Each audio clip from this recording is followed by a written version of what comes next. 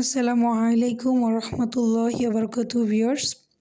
আপনার সন্তানের প্রতি ধৈর্যশীল হন।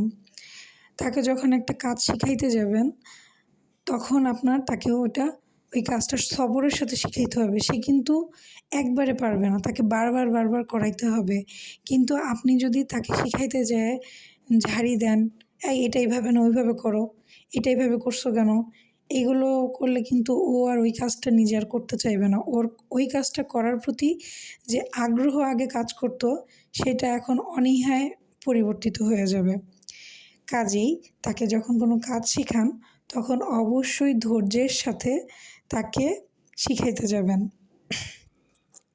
দেখেন, এই ভিডিওতে ও স্যান্ডেলটা ঠিক পায়ে পরে নাই, ভুল পায়ে পড়ছে। আমি ওকে বারবার বলছি যে আব্বু এটা এই পায়ে না ওই পায়ে পড়ে, এটা ওই পায়ে না এই পায়ে। ও কিন্তু চেষ্টা করতেছে, ও কিন্তু চেষ্টা করেই যাচ্ছে। এখন আমি যদি ওকে একটা ঝাড়ি দিয়ে বলতাম, আব্বা এটা মানে এই তুমি এটা এই পায়ে পড়ছো কেন, এটা ওই পায়ে পড়ো, এটা এই পায়ে না ওই পায়ে পড়তে হবে, তাহলে কিন্তু ওইখানে করতো কি, স্যান্ডেলটা ছুঁড়ে ফেলে মেরে বলতো যে হ্যাঁ, একটা চিৎকার দিত, কিছু বলতো না, ও তো কিছু বলতে পারে না। বহিঃপ্রকাশ ওরা তো ওইভাবে করতে পারে না, কারণ ওরা এখনও কথা ভালোভাবে বলতে পারে না। তো হচ্ছে একটা চিৎকার দিয়ে চলে যেত ও, আর ওই জুতা তো পরতই না।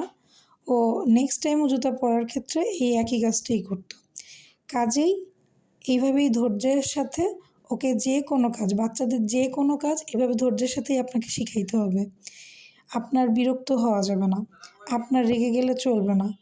কারণ আপনি যদি বিরক্ত হন, তাহলে কিন্তু ওই কাজটার প্রতি আগ্রহ হারিয়ে ফেলবে। আমার ভিডিওটা যদি ভালো লেগে থাকে, প্লিজ একটা লাইক দিয়ে দিবেন, আমার চ্যানেলটা সাবস্ক্রাইব করে দিবেন। আসসালামু আলাইকুম ওয়া রাহমাতুল্লাহি ওয়া বারাকাতুহু।